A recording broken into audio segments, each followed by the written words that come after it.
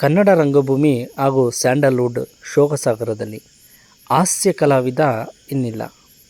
ಇವರು ಪ್ರಖ್ಯಾತ ನಾಟಕಗಳಾದ ಕಲಿಯುಗದ ಕುಡುಕ, ಕುಡುಕರ ಸಾಮ್ರಾಜ್ಯ, ಅಸಲಿ ಕುಡುಕ ಮುಂತಾದ ನಾಟಕಗಳನ್ನು ಮತ್ತು ಆ ನಾಟಕಗಳ ಕ್ಯಾಸೆಟುಗಳನ್ನು ಬಿಡುಗಡೆ ಮಾಡಿದ್ದರು.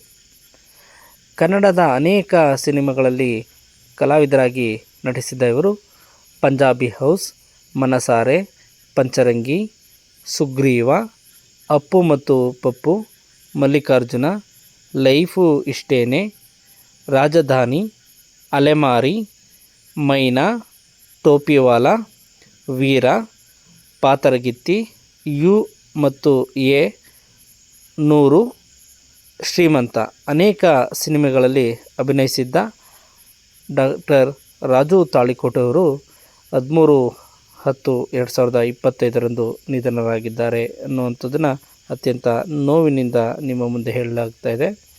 ವಿಜಯಪುರ ಜಿಲ್ಲೆಯ ತಾಳಿಕೋಟೆಯಲ್ಲಿ ವಾಸವಾಗಿದ್ದ ಇವರು ಮೂಲತಃ ಸಿಂದಗಿ ತಾಲೂಕಿನ ಚಿಕ್ಕ ಸಿಂದಗಿಯವರು. ಹಾಸ್ಯ ಕಲಾವಿದರಾದ ಇವರ ಮೂಲ ಹೆಸರು ರಾಜೇಸಾಬ ಮಕ್ತು ಮಸಾಬ್ ತಾಳಿಕೋಟೆ. ಇವರು ಇನ್ನಿಲ್ಲ.